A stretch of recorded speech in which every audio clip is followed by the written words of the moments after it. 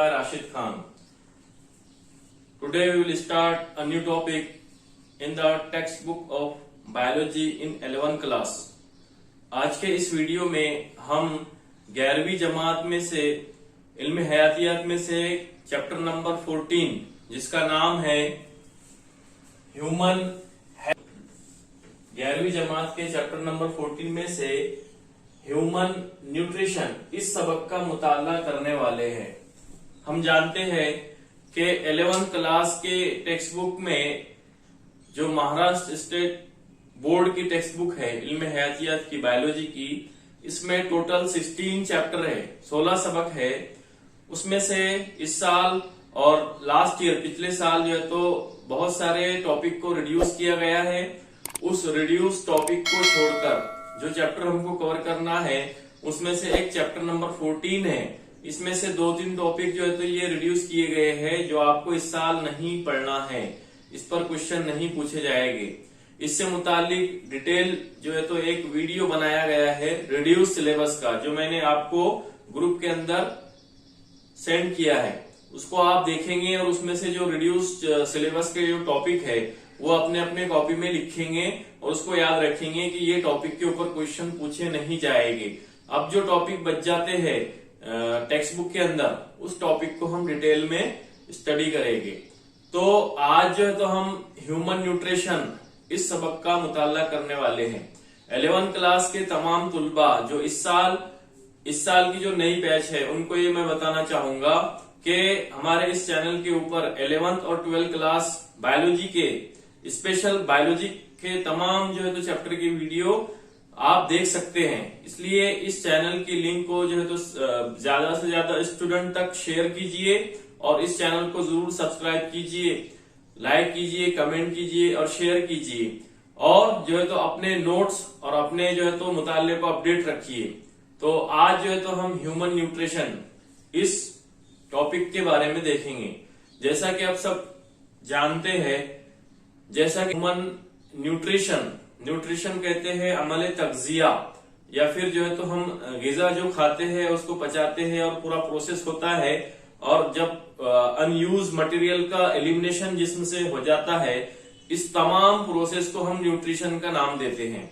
अब क्योंकि यहाँ पे ह्यूमन न्यूट्रिशन का सब नाम है, ह्यूमन न्यूट्रिशन की टर्म्स है, तो हमको इंसानी अमले तग़ज़िया के बारे में पढ़ना है।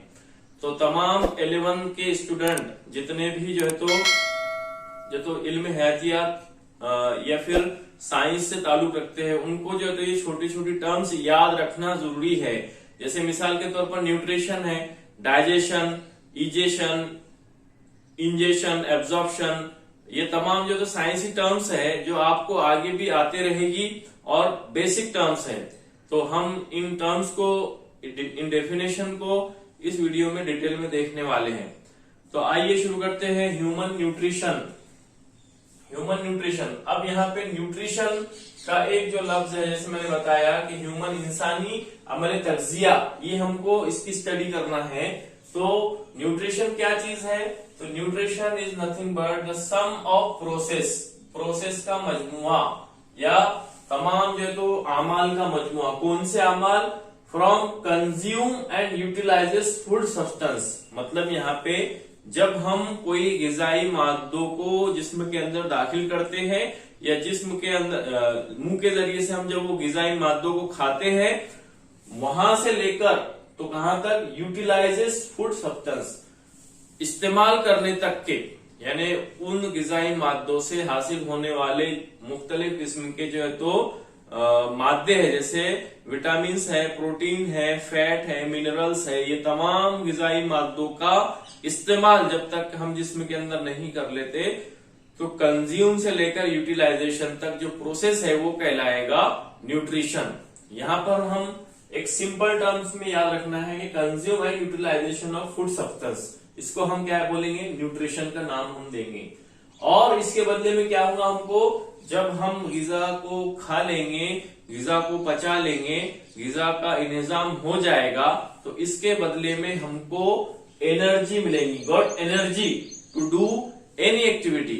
तो उस एनर्जी के जरिए से हम मुख्तलिफ काम, मुख्तलिफ जो है तो तहवुली अफ़आल अंजाम दे सकते हैं, मुख्तलिफ कारकर्दगी को अंजाम दे सकते हैं। मतलब यहाँ पे जो ग़िज़ाई अज्जा हम खाते हैं उसके जरिए से जो हमको तवानाई हासिल होती है, उस तवानाई को हम मुख्तलिफ कामों के अंदर सर्व करते हैं, मुख्तलिफ कामों के अंदर उस तवानाई को हम लगाते हैं। तो तवानाई को हासिल करने के लिए न्यूट्रिशन ये जो है तो बहुत अहम मरहला होता है। और एक चीज याद रखना है यहाँ पर कि जनरल क्वेश्चन कभी कभी पूछा जाता है कि कौन सा बायोलॉजिकल प्रोसेस है जिसके अंदर हम एनर्जी को हासिल करते हैं, तवानाई को हासिल करते हैं। तो ये यहाँ पे एक चीज याद रखना है कि सबसे पहले अमल तनफ्फुस के जरिए से हम एनर्जी हासिल करते हैं। ठीक इसी तरह अमल तग़ज़िया या फिर उसको बोलेंगे हम न्यूट्रिशन के जरिए से हम तवानाई को हासिल करते हैं, या तवानाई इन दो प्रोसेस के जरिए से हमको हासिल होती है। तो ये जो बायोलॉजिकल प्रोसेस है न्यूट्रिशन एंड रेस्पिरेशन, ये दो प्रोसेस के जरिए से हम एनर्जी को हासिल करते हैं। तो ये यहाँ पे कंज्यूम और utilization of food material got energy to do any activity in the life, ये यहाँ पे प्रोसेस है न्यूट्रिशन का। अब उसके बाद जो WHO है, हमको पता है what is WHO। WHO is nothing but the world health organization. ये एक तंजीम का नाम है, ये इंटरनेशनल एक तंजीम है, इंटरनेशनल ऑर्गेनाइजेशन है जो मुख्तलिफ साइंसी तरीकेकार को जो है तो इम्प्लीमेंट करता है। इसके जरिए से वो मुख्तलिफ जो एक्टिविटी है वो सर्टिफाइड होती है और अप्रूवल जो है तो पूरी वर्ल्ड के अंदर ये वर्ल्ड हेल्थ ऑर्गेनाइजेशन ये देता है। तो इसके जरिए से अमले तग़ज़िया को या फिर ह्यूमन न्यूट्रिशन को डिफाइन किया गया। WHO के जरिए से जो डिफाइन की गई तारीफ है वो इस तरह से है कि intake of food with respect two bodies dietary needs. यहाँ पे मतलब ये है कि किसी भी ग़िज़ाई मादों का हासिल करना, इनटेक ऑफ फूड, किसी भी ग़िज़ाई अज्जा का हासिल करना, लेना with respect two bodies dietary needs. किसके रेस्पेक्ट में? बॉडी के डाइटरी नीड्स, जिस्म के जो डाइटरी नीड्स है, जिस्म की ताकत के लिए जो जरूरियात है, जिस्म की नशोनुमा के लिए जो जरूरत है, उसके मुतालिक किसी भी ग़िज़ाई अज्जा का हासिल करना, उन ग़िज़ाई अज्जा को खाना, उन ग़िज़ाई अज्जा को पचाना, ये तमाम जो है तो प्रोसेस का नाम जो है तो ये WHO के जरिए से डिफाइन की गई तारीफ है। इसको हम बोलेंगे न्यूट्रिशन या फिर अमल तग़ज़िया। अब डाइटरी नीड्स बॉडी की क्या है? तो डाइटरी नीड्स वो चीजें होती है जो जिस्म की नशोनुमा के लिए बहुत जरूरी होती है, जो जिस्म को बढ़ने के लिए, जिस्म की ग्रोथ के लिए, जिस्म की अफजाइश के लिए जो होता है, ये बहुत जरूरी चीजें होती है डाइटरी नीड्स या डाइटरी सब्सटेंस। अब उसमें कौन कौन सी चीजें शामिल है? तो उसमें सबसे पहले जो चीज है वो है carbohydrate. Number 1 carbohydrate dietary needs. Number 2 proteins. Number 3 fats, vitamins, mineral, water and all types of fibre which is needs for growth of human body. तो ये तमाम चीजें होती है जो जिस्म की ग्रोथ के लिए, नशोनुमा के लिए बहुत जरूरी होती है, जिसमें से हम देखे हैं कि प्रोटीन है, विटामिन है, फैट है, कार्बोहाइड्रेट, मिनरल, वाटर, फाइबर्स, ये तमाम चीजें डाइटरी नीड्स के अंदर शामिल है।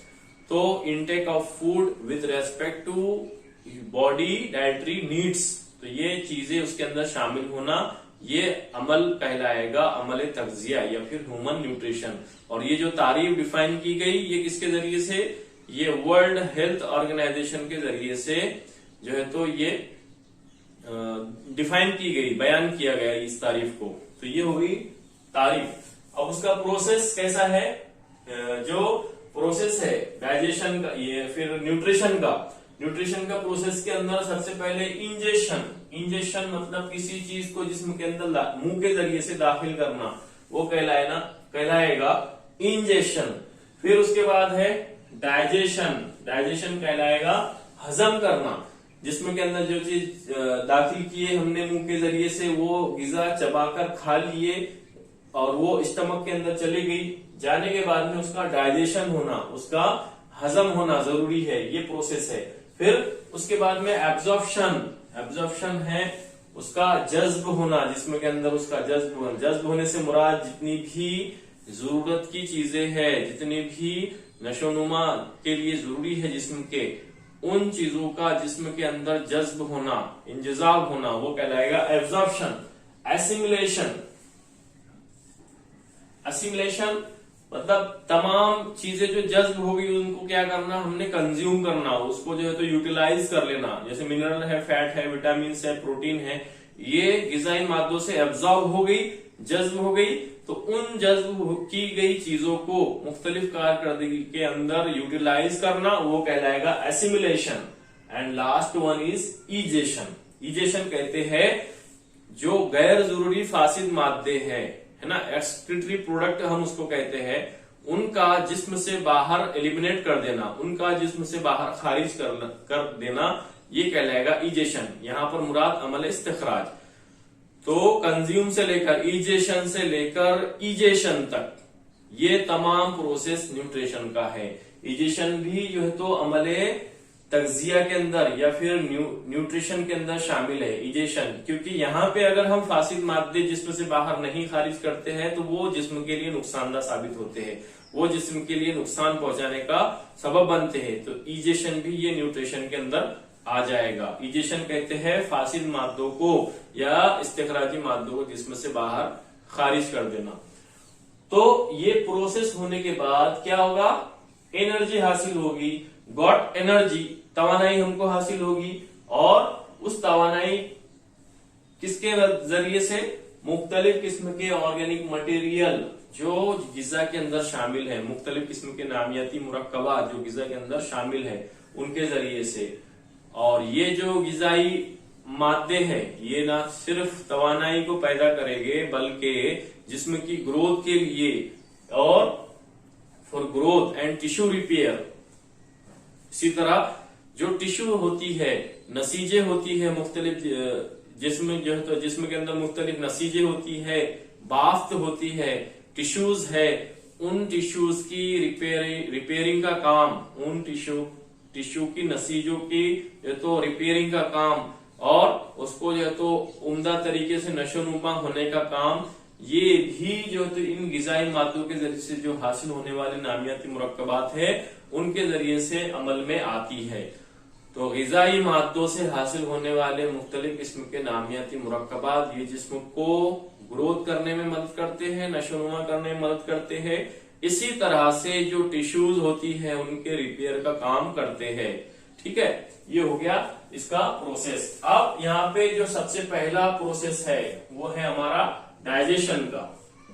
तो डाइजेशन की एक स्पेसिफिक डेफिनेशन है, एक स्पेसिफिक तारीफ है, ये आपको याद रखना है। डाइजेशन कहते हैं अमले इन्हिजाम को, हजम होने का अमल डाइजेशन कहलाता है।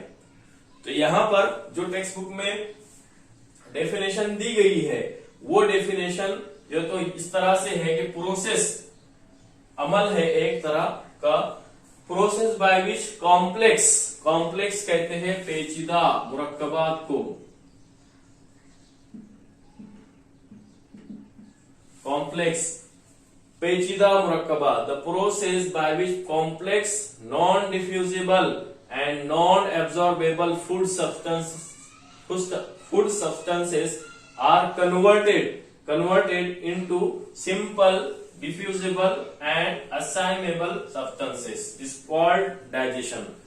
सिंपल लैंग्वेज में हम इस तरह बयान करेंगे कि पेचीदा मुरक्कबात को सादा तरीन मुरक्कबात में तब्दील करने का अमल इन्हिजाम कहलाता है। समझ में आ गया? पेचीदा तरीन नामियाती मुरक्कबात को सादा तरीन नामियाती मुरक्कबात में तब्दील करने का अमल इन्हिजाम कहलाता है। तो यही तारीफ में हमको बताया गया है कि digestion is the process by which complex non diffusible ना गैर हल पजीर मादे एंड नॉन एब्जॉर्बेबल गैर इंजजाब मादे food substances are converted into simple and diffusible and assimilable substances is called as digestion। तो ये एक डाइजेशन की तारीफ है, इसको आपको याद रखना है।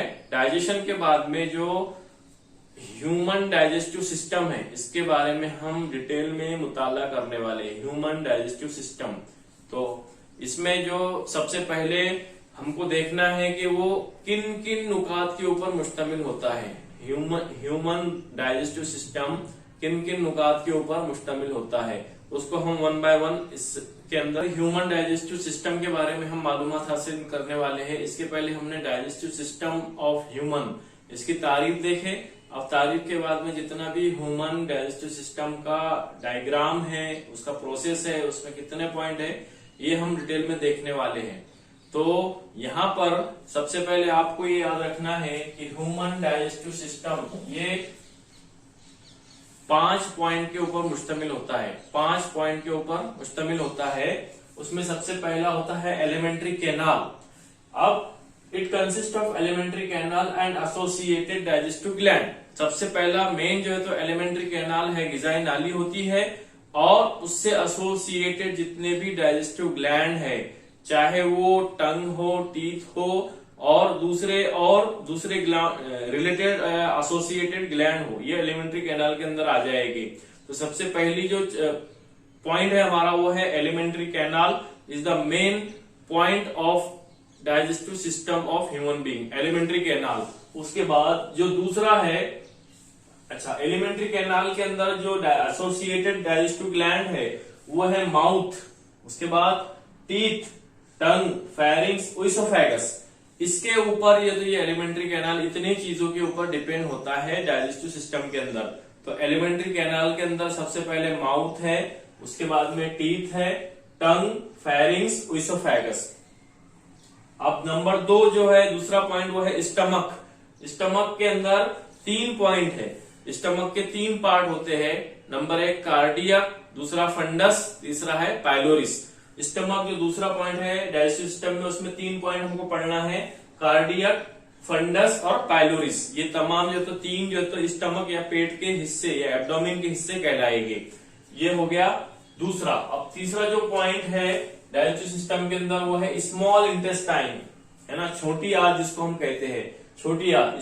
स्मॉल इंटेस्टाइन में भी हमको 3 पॉइंट पढ़ना है।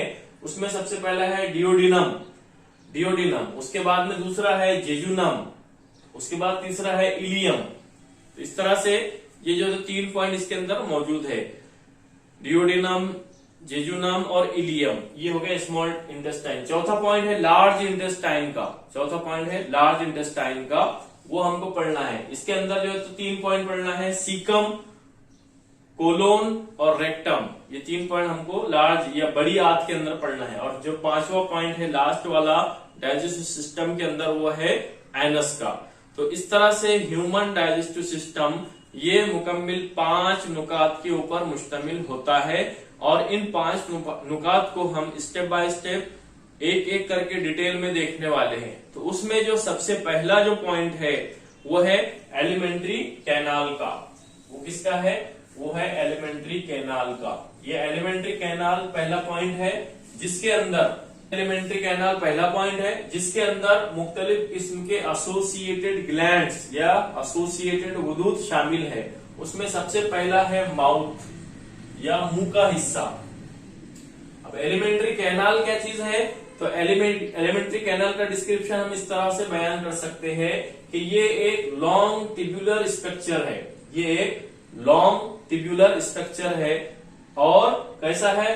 Starting from mouth and ending with anus. मतलब मुंह से जो है तो ये स्टार्ट होती है एलिमेंट्री कैनाल, और एनस या फिर मबरज या फिर इसको हम बोलते हैं इस्तखराजी उजू, वहां पर ये जो है तो खत्म होती है एलिमेंट्री कैनाल। तो ये लॉन्ग है, टिब्यूलर है, स्टार्टिंग फ्रॉम माउथ और एंड विथ एनस या मबरस।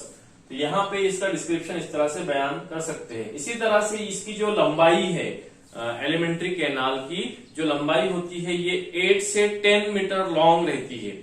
8 से 10 मीटर या 8 से 10 मीटर तक ये लंबी होती है लंबाई के अंदर, और consist of different types of organs, जैसे हमने इसके पहले देखे थे कि माउथ, टंग और इसोफेगस, फेरिंग की तमाम जो है तो एलिमेंट्री कैनाल के अंदर शामिल है।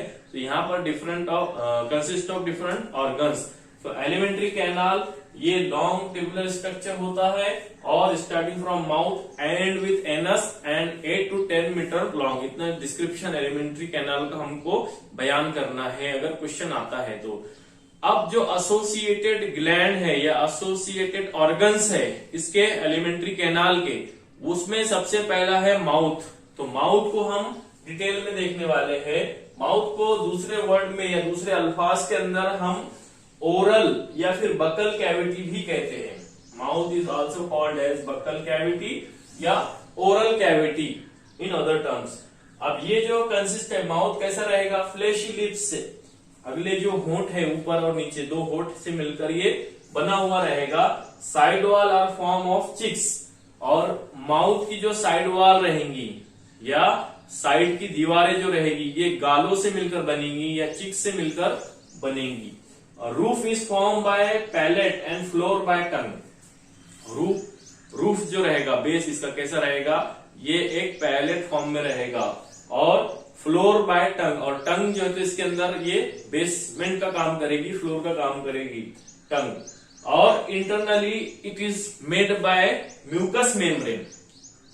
Elementary canal internally is made by mucus membrane. तो ये जो है तो इसका माउथ का स्ट्रक्चर है, माउथ। अब माउथ के बाद जो दूसरा पॉइंट है वो है टीथ का, दांतों का। देखिए हम डाइजेस्टिव सिस्टम पढ़ रहे हैं। डाइजेस्टिव सिस्टम के अंदर एलिमेंट्री कैनाल पहला जो है तो मेन पॉइंट है। Alimentary canal consist of different associated organ, उसमें सबसे पहला है माउथ। माउथ के बारे में हमने पढ़े। अब माउथ के बाद जो इंटरनल स्ट्रक्चर, इंटरनल जो उजू है हमारा, वो है इसका टीथ का, दांतों का। तो हमको पता है कि बालिग इंसानों के अंदर या फिर एडल्ट ह्यूमन बीइंग के अंदर 32 टीथ मौजूद होते हैं। 32 दांत ये तो मौजूद रहते हैं एक बालिग इंसान के अंदर। अब उनकी कौन कौन सी टाइप्स होती है, किस तरह से अरेंज होते हैं, डेंटिशन किस तरह का होता है, ये हम इस पॉइंट के अंदर, टीथ के अंदर हम देखने वाले हैं। तो जो टीथ है ये 32 टीथ रहते हैं human being, adult human being के अंदर 32 दांत रहते हैं। कहां पर, बकल कैविटी के अंदर। और ये कैसे रहते हैं, थिकोडोंट, डायफायडोंट एंड हेटेरोडोंट, ये टर्म्स है डेंटिशियन की। ये डायफायडोंट्स का मतलब क्या होता है, 2 सेट रहते हैं दांतों के। एक रहते हैं दूध के दांत या मिल्क टीथ जिसको हम बोलते हैं, और दूसरे होते हैं परमानेंट टीथ, जो मिल्क टीथ के गिरने के बाद, खत्म होने के बाद में जो परमानेंट टीथ, दूसरे नंबर पे जो टीथ आते हैं है ना, उसको कहते हैं हम परमानेंट टीथ। तो ये टर्म्स जो कहलाएगी, 2 sets of teeth are present in human being is called as diphyodont, diphyodont कहते हैं। और थिकोडोंट और हेटेरोडोंट, ये हेटेरोडोंट का मतलब होता है कि हर दांत जो है तो ये एक सेपरेट सॉकेट के अंदर मौजूद होता है। लोअर जॉस के अंदर एक सॉकेट है और अपर जॉस के अंदर एक सॉकेट है, उसको हम थिकोडोंट कहते हैं। Thecodont, diphyodont and heterodont, it is thecodont because, अब यहाँ पे उसकी वजह बताई, थिकोडोंट क्यों कहते हैं हम दांतों को thecodont, because each tooth fix in separate socket. जैसे मैंने पहले बताया कि हर दांत जो है तो ये इंसानी जबड़े के अंदर सेपरेट सॉकेट के अंदर, मखसूस सॉकेट के अंदर ये प्रेजेंट होता है। जैसे मिसाल के तौर ऊपर का एक जबड़ा है उसमें और नीचे के एक जबड़ा है उसके अंदर, तो ये सेपरेट जबड़ों के अंदर, सेपरेट जॉस के अंदर ये फिक्स होते हैं, सॉकेट के अंदर प्रेजेंट होते हैं। इसलिए उसको हम क्या कहते हैं, उसको हम थिकोडोंट कहते हैं, थिकोडोंट कहते हैं। अब यहाँ पे present in the jaws bones by gomphosis type of joint. यहाँ पे एक जॉस के अंदर एक जॉइंट रहेगा, दांत जो जिस जॉइंट से मिलकर बनते हैं, जिस जॉइंट से मिलकर जुड़ते हैं, उस जॉइंट को हम कहते हैं gomphosis, gomphosis type of joint. In our lifetime, हमारी जिंदगी के अंदर हम 2 सेट जो है तो दांतों के हासिल करते हैं। 2 सेट हमको मिलते हैं। एक जो सेट कहलाएगा वो मिल्क टीथ का कहलाएगा, और जो दूसरा सेट कहलाएगा वो क्या कहलाएगा, परमानेंट टीथ कहलाएगा। तो ये 2 सेट जो होते हैं इन्हीं को जो है तो हम डायफाइडोन इस डेंटिशन के नाम से जानते हैं। ये डायफाइडोन टाइप के जो है तो दांत इंसानों के अंदर मौजूद होते हैं। डायफाइडोन का मतलब होता है जिंदगी के अंदर 2 मर्तबा जो है तो दांत हासिल होते हैं हमको। एक दूध के दांत होते हैं और एक दूसरे जो है तो ये परमानेंट टीथ होते हैं, और ये डायफाइडोन टर्म्स कहलाएगी। अब यहाँ पे इंसानों के अंदर जो तो 4 अलग अलग तरह के दांतों की टाइप मौजूद होती है। 4 मुख्तलिफ किस्म की टाइप इंसानों के अंदर पाई जाती है। उन टाइप के बारे में हम डिटेल में देखेंगे, और दांतों का जाब्ता होता है किस तरह से 32 जो तो टीथ हम काउंट करते हैं, किस तरह से 32 टीथ ये निकालते हैं, उसका एक जाब्ता होता है, एक न्यूमेरिकल के फॉर्म में है। आप यह तो यहाँ पे डिटेल में देखेंगे। तो 4 डिफरेंट टाइप ऑफ टीथ रहेंगे, और उसको हम बोलेंगे हेटेरोडोंट। हेटेरोडोंट कहेंगे क्योंकि हेटेरो का मतलब होता है मुख्तलिफ, अलहदा, अलग अलग। तो अलग अलग टाइप के दांत यहाँ पे मौजूद है, मुख्तलिफ 4 टाइप यहाँ पे मौजूद है, इसलिए अलग टाइप है, तो इसको हम बोलेंगे हेटेरोडोंट। हेटेरोडोंट ये डेंटिशन की एक इस्तिलाह है। इंसानी दांत मंदराइजल किस्म के होते हैं, तो इसमें आपको खाली जगह के अंदर क्वेश्चन पूछा जा सकता है कि हेटेरोडोंट, डायफाइडोंट, थिकोडोंट, ये टर्म्स उसके अंदर आएगी। तो इंसानी दांत जो है तो ये हेटेरोडोंट टाइप के होते हैं, क्योंकि मुख्तलिफ 4 अलग अलग टाइप यहाँ पे पाई जाती है। तो सबसे पहली जो टाइप है इंसानी दांतों की वो है इंसिजर। सबसे पहली जो टाइप है वो है इंसिजर की, और इंसिजर को हम आई से जाहिर करते हैं, आई से जाहिर करते हैं, कैपिटल आई, इंसिजर। दूसरी जो टाइप होती है इंसानों में दांतों की वो होती है केनाइन्स। केनाइन को हम सी से जाहिर करते हैं, कैपिटल सी। जो भी अल्फाबेट है स्टार्टिंग का नाम का, उसी से उसको जाहिर करेंगे, केनाइन। तीसरी जो टाइप होती है दांतों की वो है प्रीमोलर्स। प्रीमोलर्स को हम पी एम से जाहिर करते हैं, पी, कैपिटल पी और एम से जाहिर करते हैं। और चौथी जो टाइप होती है इंसानों में दांतों की वो होती है मोलर्स। मोलर्स को हम जो तो एम से जाहिर करते हैं। अब यहाँ पे हमको 4 टाइप पता हो गई, इंसिजर है ना, इंसिजर, केनाइन और प्रीमोलर और मोलर, ये 4 टाइप इंसानों में है। अब इसके नंबर कितने कितने रहेंगे ऊपर के जबड़े में और नीचे के जबड़े में। तो जितने भी जो टाइप है ऊपर के जबड़े में, नीचे के जबड़े में, ये टाइप सेम नंबर्स के अंदर मौजूद रहेगी। तो इंसिजर जो रहेगा ये रहेगा सबसे पहला वाला 1 नंबर का, वो 2 नंबर में पाया जाएगा। ऊपर के जबड़े में 2 दांत और नीचे के जबड़े में 2 दांत। कौन से वाले? इंसिजर वाले। इंसिजर कहते हैं कट करने वाले दांतों को, क्रश करने वाले दांतों को, तोड़ने वाले दांतों को, वो इंसिजर कहलाएंगे। तो इंसिजर ये 2 नंबर्स में पाए जाएंगे इंसानों के अंदर। ठीक इसी तरह जो केनाइन है, केनाइन ये सिर्फ 1 रहेगा ऊपर के जबड़े में और नीचे के जबड़े में, केनाइन, और इसको हम सी से जाहिर करेंगे। ठीक इसी तरह प्रीमोलर्स है, प्रीमोलर्स ये जो है तो 2 नंबर्स में पाए जाएंगे, ऊपर के जबड़े में 2 दांत और नीचे के जबड़े में 2 दांत। और जो मोलर्स है, ये मोलर्स सबसे ज्यादा 3 नंबर में पाए जाएंगे, ऊपर के जबड़े में 3 मोलर्स और नीचे के जबड़े में 3 मोलर्स। तो हम इसकी जब टोटल करते हैं, इसका जो है तो हम इसका सम करते हैं, इसका मजमुआ अगर लेते हैं, तो देखिए यहाँ पे 2 और 1 3 और 2 5 और 3 8, मतलब एक जबड़े में 8 और एक जबड़े में 8 टाइप के इस तरह के दांत मौजूद होंगे। तो उसका जाब्ता हम किस तरह से निकालेंगे? तो इस तरह से हमने यहाँ पे एक जाब्ता अखज किए कि I इज इक्वल टू 2/2, क्योंकि 2 दांत यहाँ पे ऊपर और नीचे मौजूद है। कैनाइन इज इक्वल टू 1/1, एक ऊपर और एक नीचे। प्रीमोलर इज इक्वल टू 2/2 और मोलर्स इज इक्वल टू 3/3। तो यहाँ पे उसका जो जाब्ता निकलता है 2 1 2 3 बटे 2 1 2 3, यानी इसका जो जाब्ता होता है 2 1 2 3 डिवाइडेड बाय 2 1 2 3, तो दैट इज 8 इंटू 2। हर जबड़े में जो है तो 8 दांत इस तरह के मौजूद है, तो उसको हम 2 से मल्टीप्लाई करेंगे। 8 into 2 is equal to 16 teeth in each jaws. समझ में आ गया? 16 दांत हर जबड़े में मौजूद है इंसान के। तो 16 इंटू 2 अगर हम करते हैं, 16 इंटू 2 इज इक्वल टू कितना होता है? 32 टीथ। 16 इंटू 2 क्यों किए कि 2 जबड़े इंसानों में पाए जाते हैं, ऊपर का और नीचे का।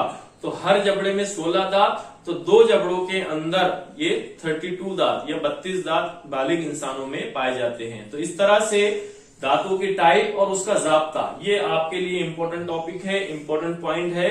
एमसीक्यूज के अंदर, बोर्ड के और इसी तरह नीट एग्जाम के अंदर इस तरह के क्वेश्चन पूछे जाते हैं, जाब्ते के हिसाब में, नाम के हिसाब में, उसकी टाइप्स के हिसाब में, डेंटिशन के हिसाब में। ये क्वेश्चन की टाइप्स अलग अलग हो सकती है, लेकिन ये टॉपिक के ऊपर क्वेश्चन बहुत सारे बनते हैं। तो आपको ये टर्म्स आपको याद रखना है, डेंटिशन, इसी तरह से टूथ, या जो हमने जो टीथ पढ़े अभी एलिमेंट्री कैनाल के अंदर, माउथ, उसके बाद टीथ। तो टीथ का जो जाब्ता आपको याद रखना है। अब इसके बाद दांतों का जो स्ट्रक्चर है, किस तरह से इसकी बनावट होती है, किस तरह से इसका स्ट्रक्चर होता है, आपको यहाँ एक डायग्राम दिखाई, डायग्राम में आपको एक दांत का स्ट्रक्चर दिखाई दे रहा है।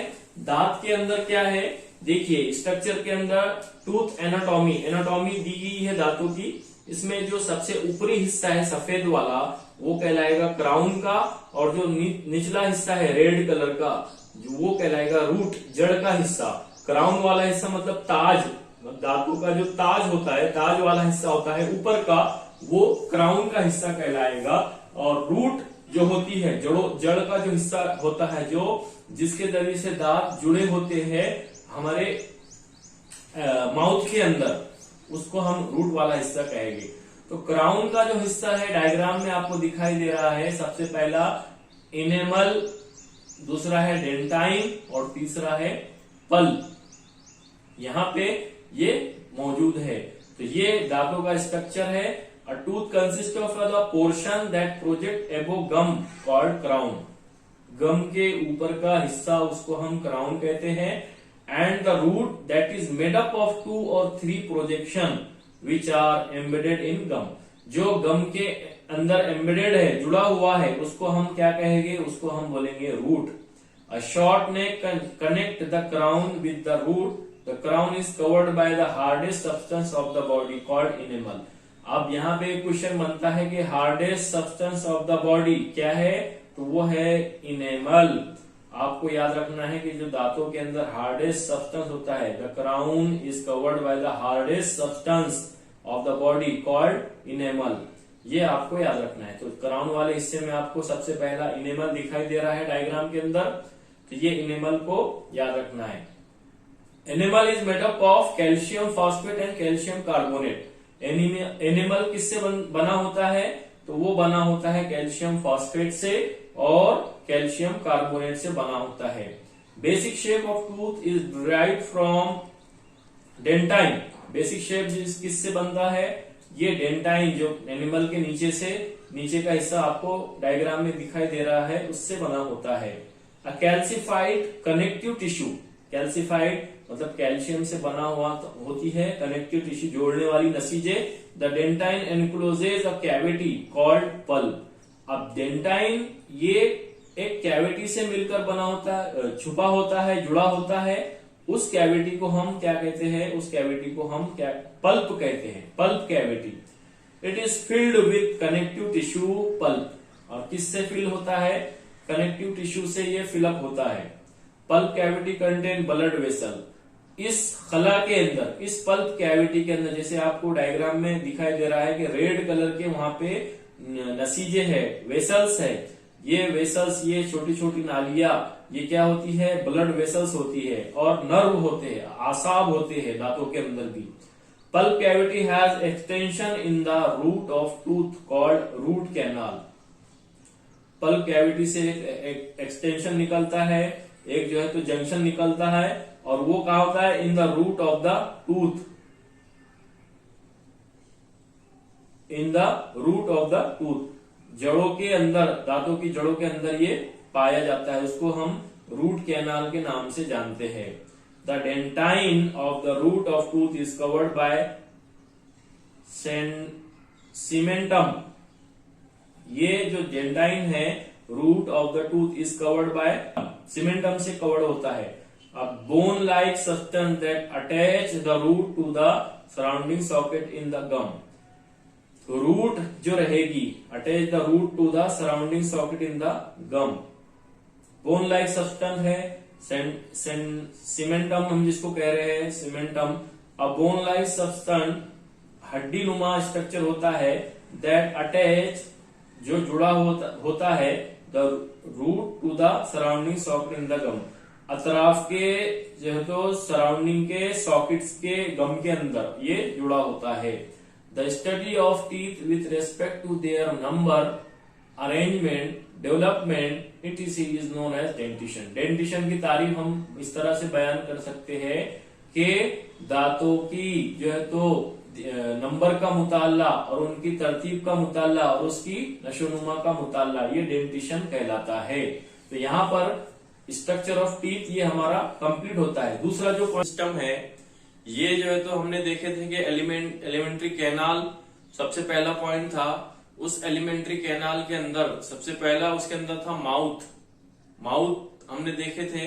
माउथ के अंदर जो बकल कैविटी है, दहनी कोहफा बकल कैविटी, उसके बाद में जो टीथ है, टीथ के बारे में हमने मालूमात हासिल किए थे। माउथ और एसोसिएटेड ग्लैंड जितने भी है एलिमेंट्री कैनाल के, एसोसिएटेड ग्लैंड या एसोसिएटेड ऑर्गन्स, उसके बारे में हमने मालूमात हासिल किए। अब जो टीथ के बाद, दांतों के बाद में जो तीसरा पॉइंट है हमारा एलिमेंट्री कैनाल के अंदर ही, वो है फेरिंग्स। फेरिंग्स जो है तो हम इसको आमतौर से कहते हैं हलक का हिस्सा, जो इंसानी जिस्म के अंदर माउथ के बाद में जो हम ग़िज़ाई मादे खाते हैं, चबाते हैं, और उसको जब हम पेट के अंदर उतारते हैं तो हलक के होते हुए, हलक के जरिए से वो नीचे पेट के अंदर जाते हैं। तो फेरिंग्स ये बहुत ही इंपॉर्टेंट पॉइंट है और इम्पोर्टेंट ऑर्गन्स है डाइजेस्टिव सिस्टम के अंदर। कैसे, आइए हम देखते हैं फेरिंग्स के बारे में। फेरिंग्स कहते हैं हलक के हिस्से को। तो जो बकल कैविटी है, दहनी कोहफा जिसको हम बोलते हैं, बकल कैविटी या माउथ जो रहेगा, वहां से जो है तो हलक का हिस्सा शुरू होगा। Buccal cavity leads to short pharynx, वहां से शॉर्ट फेरिंग जो है तो ये स्टार्ट होंगी। और उसके बाद में क्या होगा, ये जो शॉर्ट फेरिंग्स है, ये जो हलक का हिस्सा है, ये common for food and air, ये जो हिस्सा है हलक का या फिर फेरिंग्स का, ये दोनों भी काम करेगा। फूड या ग़िज़ाई मादों को पेट में पहुंचाने का काम भी करेगा, और एयर या हवा को, या जितने भी समझ लो हम ऑक्सीजन अंदर लेते हैं, उसको भी पहुंचाने का काम करेगा। तो दोनों भी कॉमन पैसेज कहलाएगा फेरिंग्स का।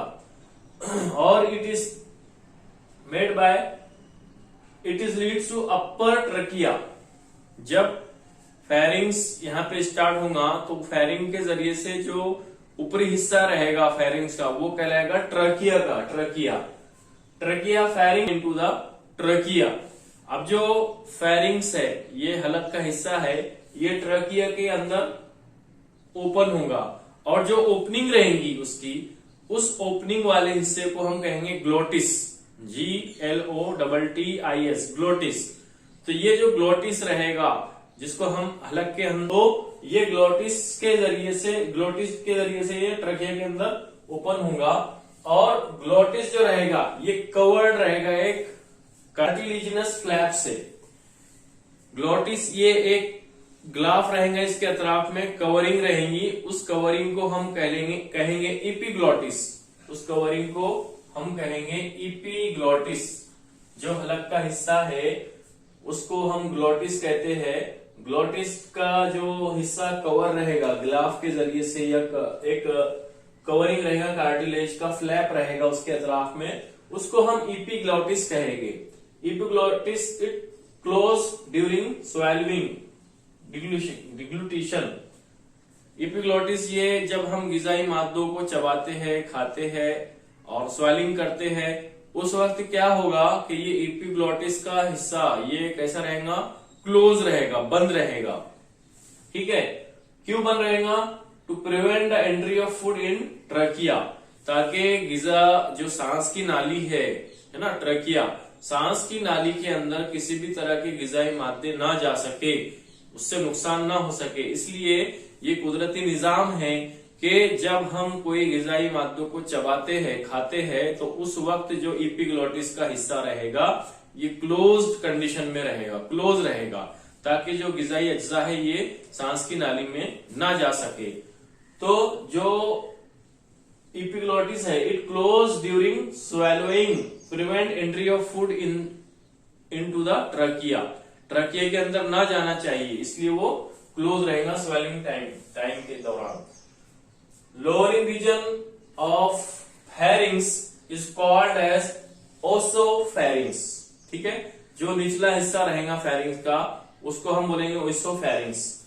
It opens into oesophagus through gullet. अब ये जो ओसोफेरिंग्स है हलक से होते हुए ग्लोटिस, ग्लोटिस से हुए एपिग्लोटिस, और एपिग्लोटिस का जो लास्ट का हिस्सा रहेगा उसको हम बोलेंगे ओसोफेरिंग्स। ओसोफेरिंग्स क्या रहेगा, ये जो है तो ओपन होगा स्टमक के अंदर, मैदे के अंदर या पेट के अंदर ये ओपन होगा। तो जो ओसोफेरिंग्स है ये आखिरी हिस्सा है किसका, फेरिंग्स का, और ये जो है open into the oesophagus through gullet, एक गलेट की मदद से ये ओसोफेगस या मैदे के अंदर ओपन होगा। अब इसके बाद का जो नेक्स्ट पॉइंट है हमारा फेरिंग्स से बाद का वो है ओसोफेगस। ओसोफेगस, ओसोफेगस कहते हैं ग़िज़ा की नाली, ग़िज़ा की नाली, जहां से ग़िज़ाई मादे पेट के अंदर पहुंचाए जाते हैं उसको हम ग़िज़ा की नाली कहते हैं। अब इसको आपको तरतीबवार याद रखना है। सबसे पहले हमने देखे थे माउथ, माउथ के बाद टीथ, टीथ के बाद में हमारा फेरिंग्स, फेरिंग्स के बाद में ओसोफेरिंग्स, ओसोफेरिंग्स के बाद में ओसोफेगस। ओसोफेगस कहते हैं ग़िज़ा की नाली को। ग़िज़ा की नाली ये एक दरमियानी नली होती है जो ग़िज़ा को पेट के अंदर पहुंचाने का काम करती है।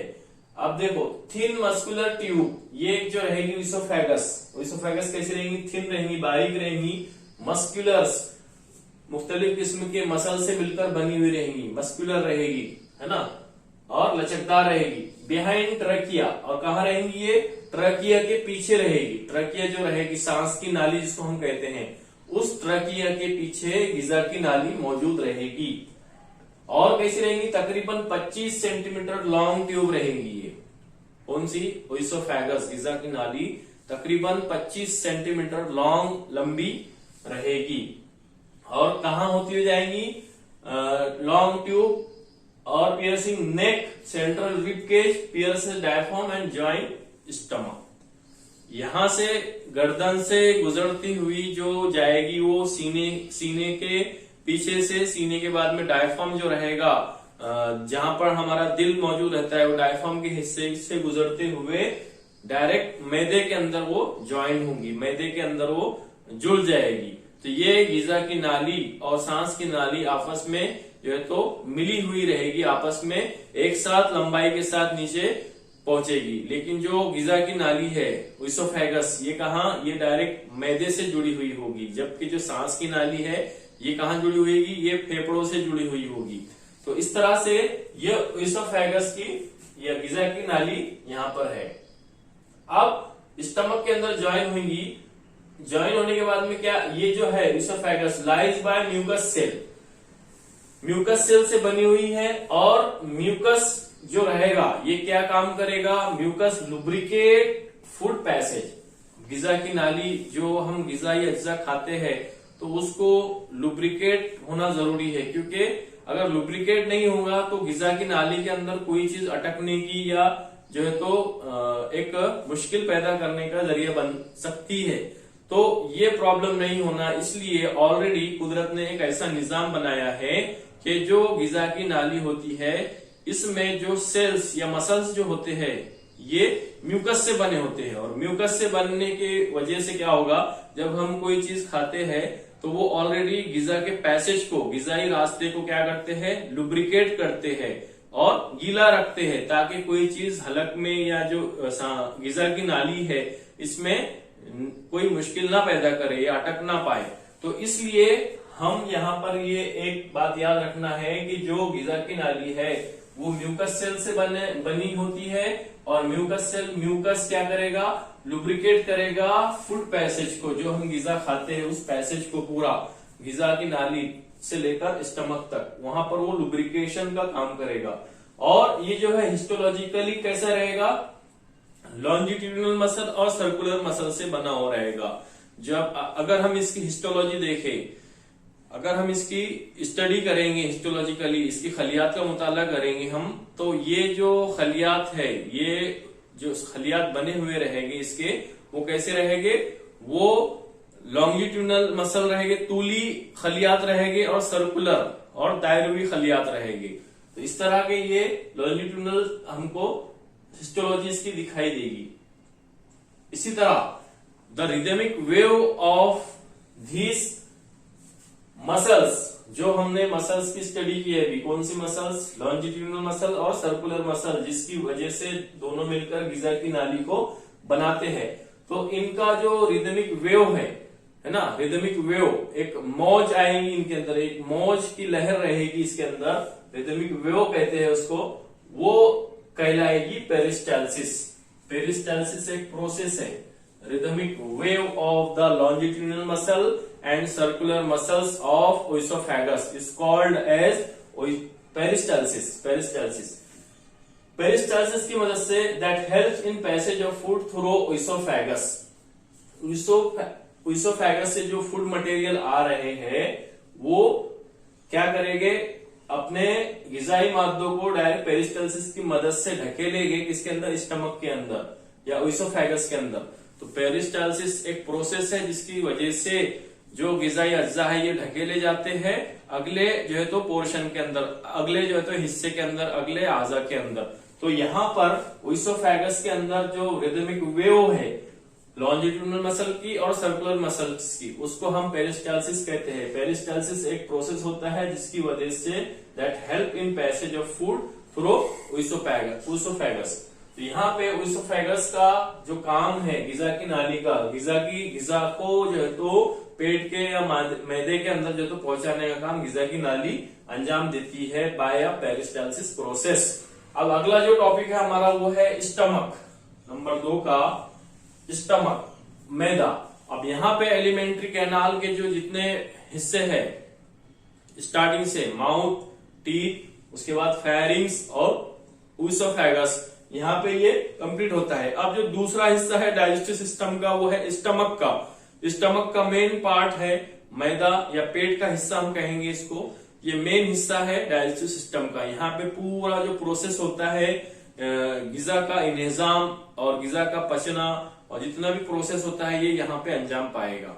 तो यहाँ अब जो स्टमक है इसका लोकेशन कहां पर है, it is present in upper left portion of abdomen. पेट के हिस्से के अंदर जो अपर ऊपरी लेफ्ट ये बाएं जानिब का जो हिस्सा रहेगा वहां पर ये स्टमक मौजूद रहेगा।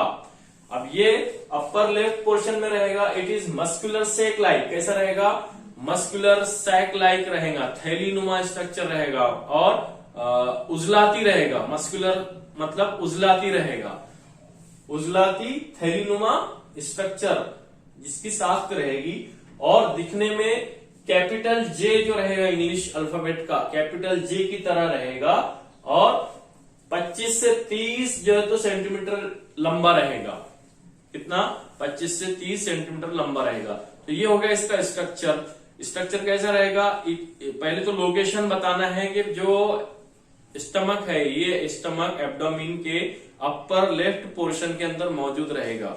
फिर इसका जो स्ट्रक्चर है ये कैसा रहेगा, स्ट्रक्चर रहेगा इसका muscular sac like capital J shape and it is 25 to 30 centimetre long और it divided into 2 region, upper cardiac और लोअर पाइलोरिक। जो स्टमक है ये 2 हिस्सों के अंदर तकसीम होगा। अपर जो पहला पोर्शन रहेगा उसका वो कहलाएगा अपर कार्डियक रीजन कहलाएगा और दूसरा जो रहेगा लोअर पाइलोरिक रीजन। तो यहाँ पे स्टमक जो है 3 हिस्सों में डिवाइड होगा। सबसे पहला हिस्सा रहेगा कार्डिया का, दूसरा फंडस और तीसरा पाइलोरस। तो ये एब्डोमिन वाला हिस्सा या स्टमक वाला हिस्सा 3 हिस्सों के अंदर हमको यहाँ पे दिखाई देगा।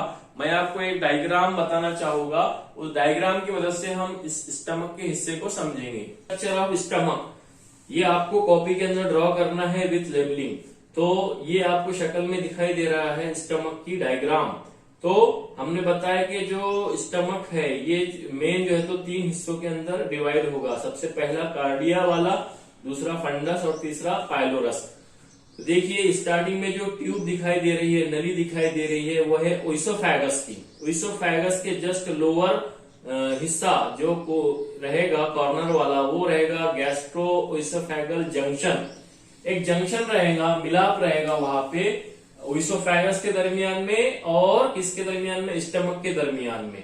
अब जो हमने बताया कि अपर वाला जो हिस्सा रहेगा, अपर एब्डोमिन वाला हिस्सा, वो कहलाएगा कार्डिया। कार्डिया की आपको लेबलिंग दिखाई दे रही है स्टमक के अंदर। देखिए कार्डिया सबसे एकदम just below the gastro oesophageal junction के नीचे है कार्डिया।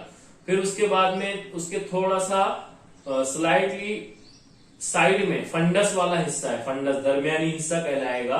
और उसके बाद में एक बॉडी है बीच में दरमियान में स्टमक की या फिर मैदे की, उसको हम बॉडी कहेंगे।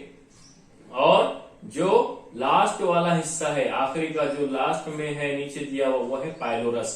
तो यहाँ पर इस तरह से 3 हिस्से आपको डायग्राम के अंदर दिखाई दे रहे हैं। सबसे पहला है हिस्सा कार्डिया का, दूसरा फंडस और तीसरा पाइलोरस। अब जो दूसरा डिओडिनम है, ये जो है तो लास्ट स्मॉल इंटेस्टाइन का पार्ट है। और ग्रेटर कर्वेचर, ये तो आपको स्टमक की शेप के बारे में आपको मालूमात दे रहा है। लेकिन जो स्टमक है ये 3 हिस्सों में डिवाइड है। अब जो कार्डिया है, कार्डिया क्या करेगा, it is first part in which oesophagus open. जो ओइसोफेगस है ये कार्डिया के अंदर ओपन होगा। The cardia surround the band of circular muscles present at the junction.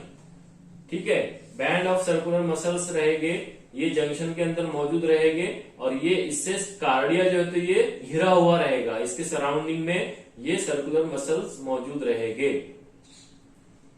इसी तरह से eight the junction of oesophagus and stomach called cardiac sphincter, एक स्फिंक्टर रहेगा, एक जो है तो वहां पे वॉल रहेगा।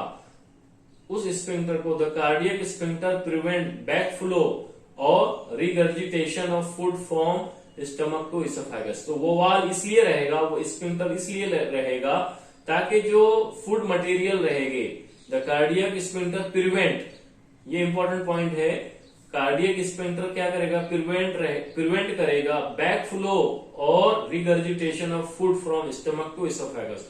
स्टमक में जो फूड चले गई उस फूड को वापस से इसोफेगस के अंदर नहीं आना चाहिए, इसलिए वो वहां पे कार्डियक स्फिंक्टर ये प्रिवेंट करने का काम करेगा।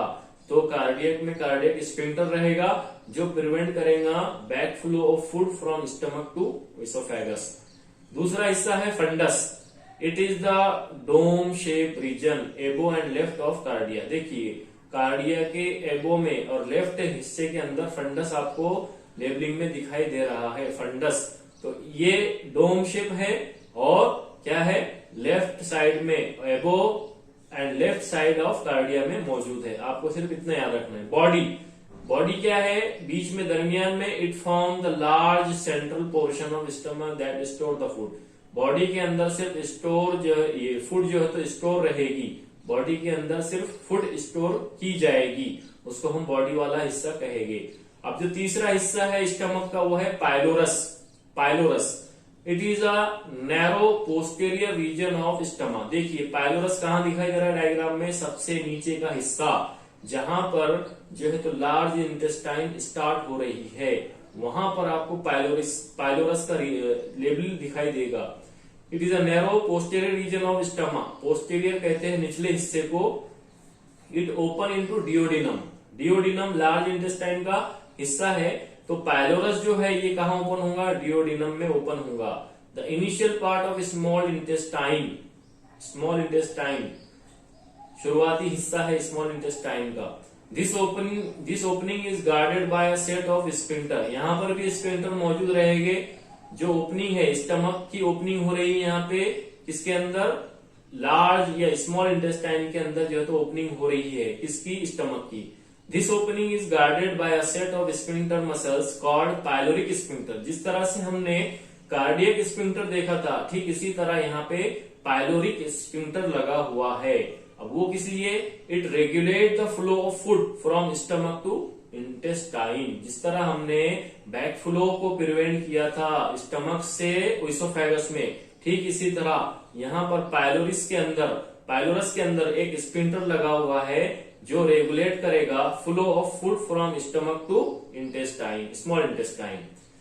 अब the stomach temporarily store the food. Stomach क्या काम करेगा? मैदा ये वक्ती तौर पर ग़िज़ाई मादों को स्टोर करेगा, जमा करके रखेगा। Gives the feeling of सेशिएटी।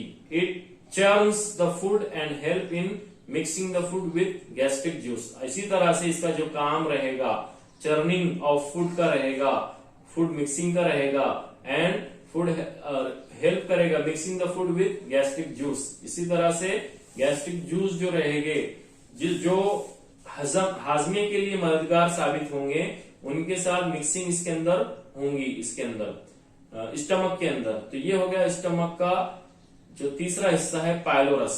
ये पायलोरस के अंदर ये पूरा चर्निंग होंगी, इसी तरह मिक्सिंग ऑफ फूड मटेरियल होगा विद गैस्ट्रिक जूस। ये यहाँ पे स्टमक वाला हिस्सा हमने देखे। अब जो तीसरा हिस्सा है वो है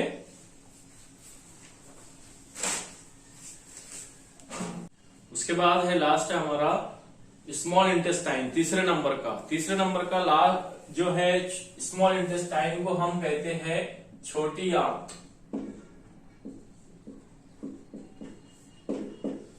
जो जिसमें के अंदर जो आंतें रहेंगी, एक बड़ी आंत रहेंगी, एक छोटी आंत रहेंगी। तो उसमें से जो डाइजेस्टिव सिस्टम के अंदर पहली जो इंटेस्टाइन है उसको हम बोलेंगे स्मॉल इंटेस्टाइन या फिर छोटी आंत। छोटी आंत का जो काम है, छोटी आंत की जो इन ह्यूमन, ये इसका स्ट्रक्चर दिया हुआ है कि इन ह्यूमन के अंदर ये 6 सेंटीमीटर लॉन्ग रहेंगी, इसी तरह से 2 सेंटीमीटर इन ब्रॉड चौड़ी रहेगी, और it is coiled structure, coil tube रहेगी within abdominal cavity. Abdominal cavity के अंदर ये कॉइल्ड फॉर्म में रहेंगी। कैसी रहेंगी? 6 मीटर जो है तो लॉन्ग रहेंगी और 2.5 सेंटीमीटर इन ब्रॉड रहेगी। Coiled held together by mesenteries supporting the blood vessels, lymph vessels and nerve. It divide into 3 part. ये एक मेसेंट्रीज से मिलकर बनी हुई, मतलब इसकी जो है तो तह रहेगी, गोल कॉइल फॉर्म में रहेगी, और ये सपोर्ट करेगी किसको? लिम्फ वेसल को, ब्लड वेसल्स को, और नर्व्स जो रहेंगे उसके अंदर प्रेजेंट, उनको सपोर्ट करेगी। इसी तरह से ये जो है 3 हिस्सों के अंदर डिवाइड रहेगी। स्मॉल इंटेस्टाइन या छोटी आंत जो है ये 3 हिस्सों के अंदर तकसीम की जाएगी। उसमें से जो सबसे पहला जो पार्ट है, सबसे पहला जो हिस्सा है वो है डिओडिनम का। पहला जो हिस्सा है वो है डिओडिनम, दूसरा हिस्सा है जेजुनम, और तीसरा हिस्सा है इलियम। तो स्मॉल इंटेस्टाइन ये 3 जो है तो हिस्सों के अंदर तकसीम की गई है, 3 हिस्सों के अंदर डिवाइड की गई है। उसमें जो सबसे पहला हिस्सा है वो है डिओडिनम, दूसरा है जेजुनम, और तीसरा है इलियम। अब ये 3 हिस्सों का क्या काम है, किस तरह से इनका जो है तो लोकेशन है, ये हमको देखना है। ये तीनों भी हिस्से छोटी आंत के और स्मॉल इंटेस्टाइन के हिस्से हैं। तो इसमें सबसे पहला जो डिओडिनम है, डिओडिनम पहला ऊपरी हिस्सा है जिसको हम कहते हैं, ये 26 मीटर लॉन्ग है, यू शेप्ड स्ट्रक्चर है। कैपिटल यू जिस तरह से रहेगा उसका कैपिटल यू शेप की तरह स्ट्रक्चर आपको दिखाई देगा अगर हम देखेंगे इन स्मॉल इंटेस्टाइन के अंदर। तो और टर्न लेफ्ट साइड इन एब्डोमिनल कैविटी, ये जो है जो इसोफेगस के नीचे एब्डोमिन के अंदर जो खुलता है तो टर्न होता है वहां से लेफ्ट साइड के अंदर इन एब्डोमिनल कैविटी, और बिलो द स्टमक, जो स्टमक के नीचे मौजूद है हिस्सा उसके अंदर ये मौजूद रहेगा डिओडिनम। उसके बाद जेजुनम, जेजुनम दूसरा हिस्सा है स्मॉल इंटेस्टाइन का, ये भी 2.5 मीटर लॉन्ग रहेगा, 2.5 मीटर लॉन्ग रहेगा, कॉइल्ड स्ट्रक्चर रहेगा, middle portion of small intestine. जो स्मॉल इंटेस्टाइन का मिडल पोर्शन है, दरमियानी हिस्सा है, वो इससे जो है तो जेजुनम से मिलकर बनेगा। It is narrower than duodenum, और जो डिओडिनम से ये कैसी रहेंगी? तंग रहेंगी, नैरो रहेगी, छोटी रहेगी, जो है तो जसामत के अंदर। और इसका जो कुत्र रहेगा, डायमीटर रहेगा, ये कैसा रहेगा, नैरो रहेगा एज कंपेयर टू द डियोडिनम। अब जो तीसरा पार्ट है वो है इलियम का, स्मॉल इंटेस्टाइन का जो तीसरा पार्ट है वो है ileum. Ileum is 3.5 metre long, coiled and little broader than the jejunum. ये भी जो है तो लास्ट वाला हिस्सा है, 3.5 मीटर लॉन्ग ट्यूब रहेगी और कॉइल्ड स्ट्रक्चर फॉर्म में रहेगी। तो यहाँ पे हमको पता चला कि ये जो दोनों भी जो है तो ये कॉइल्ड फॉर्म में है, तीनों भी जो है तो कॉइल्ड फॉर्म में है and little broader then jejunum. तो ये भी जेजुनम से कैसी रहेगी, लिटिल ब्रॉडर, कम चौड़ी रहेगी, छोटी चौड़ी रहेगी। It's open into caecum of large intestine. और ये जो इलियम है ये कहाँ ओपन होंगी, लार्ज इंटेस्टाइन के अंदर। जो बड़ी आंत है उस बड़ी आंत के अंदर एक जंक्शन रहेगा, उसको बोलेंगे हम इलियोसिकल जंक्शन। इलियो क्योंकि नाम इसका इलियम है और ओपन हो रही है लार्ज इंटेस्टाइन के सीकम के हिस्से में, तो दोनों का मिलकर नाम बनता है इलियोसिकल जंक्शन। ठीक है, उस हिस्से से जुड़ती है, उस हिस्से के जरिए से ये लार्ज इंटेस्टाइन के अंदर खुलती है। तो अगला जो हिस्सा है हमारा, अगला जो पार्ट है, अगला जो ऑर्गन्स है वो है लार्ज इंटेस्टाइन। इसके पहले स्मॉल इंटेस्टाइन देखे, अब स्मॉल इंटेस्टाइन के बाद में लार्ज इंटेस्टाइन, इसको बोलते हैं हम बड़ी आंत। बड़ी आंत, लार्ज इंटेस्टाइन। लार्ज इंटेस्टाइन कैसा है, इलियम जो रहेंगी किसकी, स्मॉल इंटेस्टाइन का आखिरी वाला हिस्सा इलियम अभी हमने देखे, वो इलियम ओपन इनटू इट्स, इसके अंदर लार्ज इंटेस्टाइन के अंदर इलियम ओपन होंगी। और लार्ज इंटेस्टाइन कैसी रहेगी, 1.5 मीटर लॉन्ग रहेंगी इन लेंथ, लंबाई के अंदर 1.5 मीटर है। वाइडर इन डायमीटर, ज्यादा चौड़ी रहेगी क्योंकि ये लार्ज इंटेस्टाइन है। यहाँ पर तमाम किस्म के वेस्ट मटेरियल, जितने भी जो हजम शुदा मादे है, डाइजेस्टेड मटेरियल है, वो तमाम इसके अंदर लार्ज इंटेस्टाइन के अंदर जमा होंगे। इसलिए ये ऑलरेडी कुदरत ने इसको उस हिसाब से बनाया है कि ये वाइडर रहेगी, wider in diameter and shorter in small intestine. इसी तरह से वाइडर के साथ साथ स्मॉल इंटेस्टाइन जो हमने देखी छोटी आंत, उससे कैसी रहेगी, छोटी रहेगी, स्मॉल रहेगी। और इसके जो है तो ये जो 3 हिस्सों के अंदर डिवाइड होगी, 3 हिस्से रहेंगे इसके। सबसे पहला जो रहेगा वो सीकम रहेगा, दूसरा कोलोन रहेगा और तीसरा रेक्टम रहेगा। मतलब यहाँ पर भी जो लार्ज इंटेस्टाइन है ये भी 3 हिस्सों के अंदर डिवाइड किया गया है। उसमें सबसे पहला है कोलोन, दूसरा है रेक्टम और तीसरा है सीकम। तो जो सबसे पहला हिस्सा है लार्ज इंटेस्टाइन का वो क्या है, वो है सीकम का, सीकम।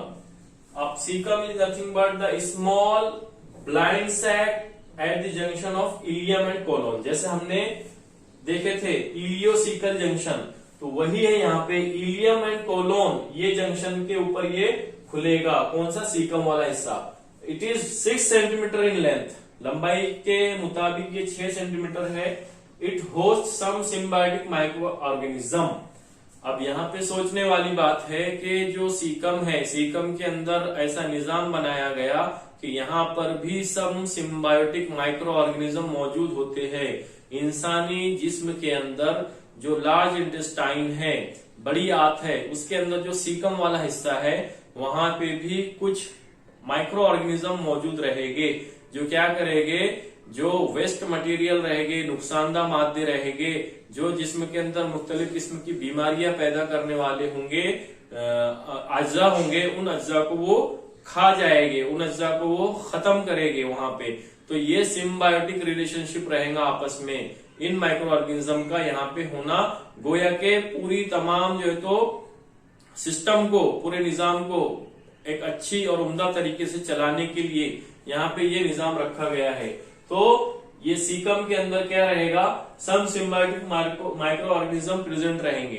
ठीक इसी तरह एक और इम्पोर्टेंट पॉइंट, एक vermiform appendix arise from caecum.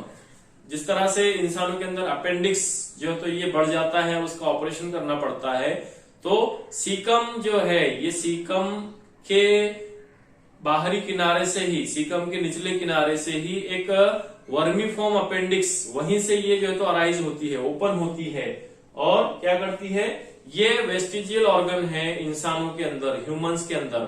और हर्बिवोरस जो रहेंगे, जो सब्जीखोर जानदार रहेंगे, उनके अंदर ये वर्मीफॉर्म अपेंडिक्स सेल्यूलोज को डाइजेस्ट करने के लिए काम में आएगी। ठीक है, वेस्टिजियल ऑर्गन्स इंसानों के अंदर है, नाकारा उजू है, कोई काम इसका जो है तो नहीं रहता है, लेकिन वो एज ए वेस्टिजियल ऑर्गन के हमारे अंदर, इंसानों के अंदर मौजूद है। लेकिन हर्बिवोरस जितने भी एनिमल है, जो सब्जीखोर हैवानात है, सब्जीखोर जानदार है, उनके अंदर जो तो ये सेल्यूलोज को डाइजेस्ट करने का काम अंजाम देगा। कौन? Vermiform appendix. तो ये हो गया सीकम। अब जो दूसरा है लार्ज इंटेस्टाइन का हिस्सा, वो है colon. Colon, caecum open in colon. जैसा हमने पहले देखे सीकम वाला हिस्सा, तो सीकम ये कोलोन के अंदर ओपन होगा। ये भी ट्यूब लाइक स्ट्रक्चर रहेगा और इसके भी 3 पार्ट्स है। कोलोन के भी 3 हिस्से हैं। कौन कौन से? सबसे पहला है असेंडिंग कोलोन, पहला वाला असेंडिंग कोलोन, और दूसरा है ट्रांसफर कोलोन, तीसरा है डिसेंडिंग कोलोन। मतलब जो पोजीशन रहेंगी कोलोन की, जो ग़िज़ाई मादे हजम होने के बाद जो वेस्ट मटेरियल जो ट्रांसफर होगा, उस लोकेशन के मुताबिक, उस फ्लो के मुताबिक इस कोलोन को डिवाइड किया गया है। तो सबसे पहला जो पार्ट है कोलोन का, वो है असेंडिंग कोलोन, दूसरा है ट्रांसफर कोलोन, तीसरा है डिसेंडिंग कोलोन। तो इस तरह से ये टाइप रखी गई है। Internally line by mucosal muscles. जो कोलोन है ये अंदरूनी तौर से म्यूकोजल मसल से बनी हुई होंगी, म्यूकोजल मसल से ये तैयार की हुई होंगी कोलोन। अब जो तीसरा पॉइंट है रेक्टम का, लास्ट वाला, लार्ज इंटेस्टाइन के अंदर जो लास्ट वाला हिस्सा है, लास्ट पार्ट है, वो है रेक्टम का। Posterior region of large intestine, ये सबसे निचला हिस्सा रहेगा लार्ज इंटेस्टाइन का। Store temporarily undigested waste material. Rectum का जो काम है, ये जो वेस्ट मटेरियल रहेंगे, हजमशुदा मादे और वेस्ट मटेरियल जितना भी रहेगा, ये रेक्टम के अंदर वक्ती तौर पर जमा होगा, वक्ती तौर पर स्टोर किया जाए। Faeces till it egest out through anus. जब तक के एनस के जरिए से ये बाहर एलिमिनेट नहीं किए जाते, तब तक ये रेक्टम के अंदर मौजूद रहेंगे, तब तक ये रेक्टम के अंदर स्टोर किए हुए रहेंगे वेस्ट मटेरियल, इस्तेखराजी मादे जिसको हम कहेंगे। एक प्रोसेस है इजेशन का, इजेशन के जरिए से ये एनस के थ्रू बाहर एलिमिनेट कर दिए जाएंगे, खारिज कर दिए जाएंगे। अब जो लास्ट वाला है हिस्सा पूरे डाइजेस्टिव सिस्टम के अंदर, 5वां, वो है एनस का, लास्ट वाला। एनस को हम मबरस भी कहते हैं या इस्तेखराजी उज़ू भी कहते हैं, जिसके जरिए से क्या होगा, एनस का जो काम है ये सिर्फ एलिमिनेशन का है। इसके अंदर ये टर्मिनल पार्ट ऑफ किसका है? एलिमेंट्री कैनाल का है। एनस ये भी एलिमेंट्री कैनाल का ही हिस्सा है। स्टार्टिंग होगा माउथ से, एलिमेंट्री कैनाल जो है तो शुरू होगा माउथ से और एंड होगा एनस के ऊपर, मबरस के ऊपर। तो एनस जो है terminal opening of an alimentary canal, इसको हम कहेंगे terminal opening of an alimentary canal. Guarded by sphincter, यहां भी कुछ स्फिंक्टर लगे हुए रहेंगे, और गार्डेड बाय स्फिंक्टर मतलब महफूज किया गया है किसकी? स्फिंक्टर की मदद से, वॉल की मदद से। It expel faecal matter by process called egestion और डिफिकेशन। ये क्या करेंगे? स्फिंक्टर एक्सपेल आउट करेंगे किसको? वेस्ट मटेरियल को, फीकल मैटर को, जो फीकल मैटर रहेंगे, बाय प्रोसेस। एक प्रोसेस है जिसको हम कहते हैं इजेशन। उस इजेशन के प्रोसेस के जरिए से वेस्ट मटेरियल एनस के थ्रू ये बाहर एलिमिनेट कर दिए जाएंगे। इजेशन का ये प्रोसेस डिफिकेशन भी कहलाता है। डिफिकेशन यानी फीकल मैटर को एक्सपेल आउट करना, बाहर खारिज करना। तो ये इस तरह से पूरा इस्तेखराजी निजाम के जरिए से एलिमिनेशन हो जाता है पूरे वेस्ट मटेरियल का। अब न्यूट्रिशन के बाद में जो दूसरा प्रोसेस है वो इस्तेखराजी निजाम, अमल इस्तेखराज। तो वो एक अलग से टॉपिक है हमारे लिए, वो सिलेबस में इंक्लूड नहीं किया गया है। अब यहाँ पे जो एक डायग्राम आपको दिखाई दे रही है वो है पूरे ह्यूमन डाइजेस्टिव सिस्टम का। अगर आप पूरा डाइजेस्टिव सिस्टम देखेंगे तो ये इस डायग्राम के जरिए से आपको समझ में आ जाएगा। ये डाइजेस्टिव सिस्टम की डायग्राम है, इसको याद रखना है। और दरमियान में हमने जैसे टीथ और जो स्टमक है इसका स्ट्रक्चर देखे। उसी के साथ साथ ये पूरा ह्यूमन डाइजेस्टिव सिस्टम का निजाम है। आपको इसकी डायग्राम इस ह्यूमन डाइजेस्टिव सिस्टम के स्टार्टिंग में इस डायग्राम को निकालना है और बनाना है और पूरे पॉइंट आउट डिस्क्राइब करने हैं जिस तरह से हमारे इस वीडियो में एक्सप्लेन किए गए। ठीक इसी तरह अब यहाँ पे हमारा ह्यूमन डाइजेस्टिव सिस्टम ये कंप्लीट होता है। इस जो है तो वीडियो को और इस चैप्टर को अपने नोट्स के अपने कॉपी के अंदर लिखना है। इस वीडियो के लास्ट में चंद सवालात दिए जाएंगे, उस सवालात को पढ़कर अपने कॉपी में लिखना है। और इसी तरह से इस वीडियो को ज्यादा से ज्यादा स्टूडेंट तक शेयर करना, सब्सक्राइब करना है और लाइक कमेंट जरूर करना है। सब्सक्राइब इसलिए करना है ताकि अब आने वाले दिनों के अंदर जो भी अपडेट इस चैनल के ऊपर होंगे वो अपडेट आपको मिलते रहेंगे, उसका एक नोटिफिकेशन आपको आएगा। तो इसको सब्सक्राइब करना है, शेयर करना है, लाइक करना है, कमेंट करना है। ठीक है, ओके, थैंक यू।